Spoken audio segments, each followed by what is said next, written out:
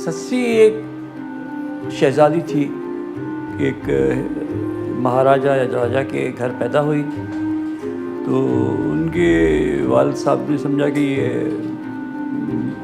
मनहूस है या अच्छी नहीं है, बेटी क्यों हुई, बेटा क्यों हुई, सेक्सिस्ट।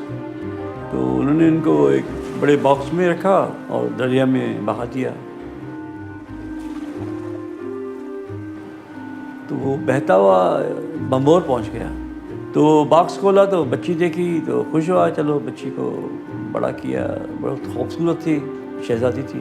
तो बड़ी इनके चर्चे थे उनके हुस्न के। तो फिर एक काफ़िला आया केच मकरान से, क्योंकि वर्ड शालती भी इस्तेमाल करता है, केचऊ आयो काफ़िलो।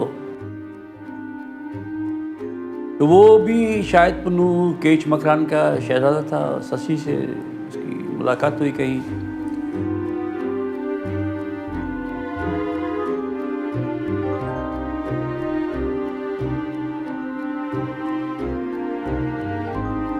और वो चाहने लगा कि मैं शादी करूं। उसने शादी के लिए बाप से बात की।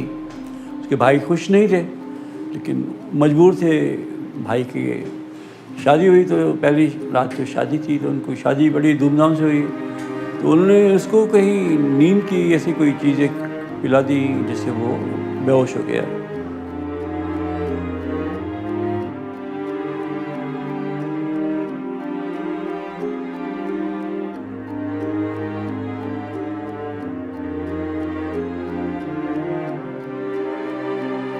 सुबह उसको मुंह बंद करके ऊँटों पे लाद के चले गए।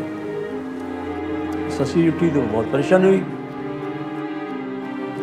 तो वो मुसलसल ताक़ुब करती रही इनका, पीछे गई। उनकी जो सिंध में कहते हैं ना पैर देखना, पेरा जिसे पेरी कहते हैं उर्दू में, वो उनके गाँव पाँव देख के हुए एक जगह है लसपेल में विंदर, वहाँ तक पहुँच गई। तो वो एक चरवाहा उसको मिला। वो मतलब वो कहता है कि मुझे माँ ने कहा था कि तुम्हें उर्दू सिंधी में लफ्ज़ है बरपट, मतलब आपको तुम सहरा में एक लाल दुल्हन मिलेगी, तुम वही दुल्हन हो, दुल्हन के लिबास में भी, और तुम मेरी दुल्हन हो।